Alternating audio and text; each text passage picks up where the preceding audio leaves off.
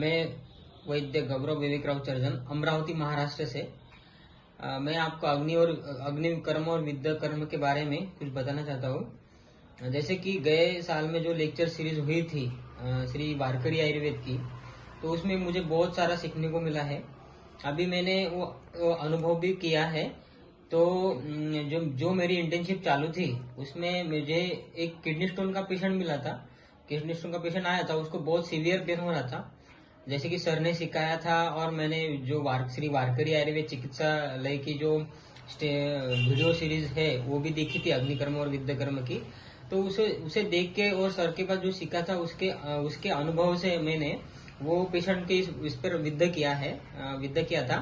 तो उसमें मुझे तुरंत रिजल्ट दिखा। उनको पेशेंट का पेन भी कम हुआ था, और उनको जल्दी से ही 2 दिन कंटिन्यू, 3 दिन कंटिन्यू, 2-3 दिन कंटिन्यू मैंने विद्या किया तो उनका स्टोन भी निकल गया।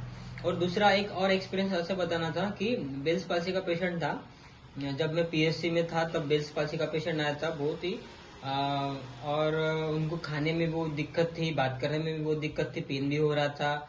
ऐसे बहुत सारे टिपिकली बेल्स पाल्सी के लक्षण थे।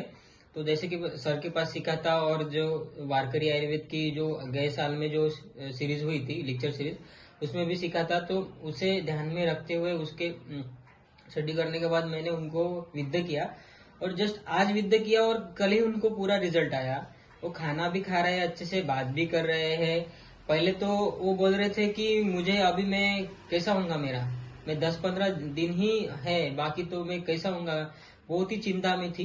तो मैंने जो सर ने बताया था, सिखाया था, सर के पास से सीखा था, और जो श्री वारकरी आयुर्वेद की जो सीरीज थी, तो उन लेक्चर सीरीज उनमें जो पढ़ा था उसे देख के मैंने वो विद्या किया, और पेशेंट को ठीक लगा, ठीक हो गया पेशेंट।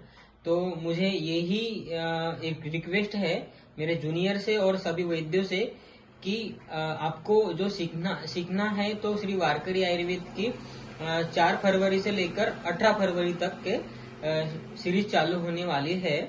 तो उसमें आप अवश्य सहभाग लीजिए और अग्नि और विद्या कर्म सीखिए। यही मुझे आपसे बहुत ही रिक्वेस्ट है।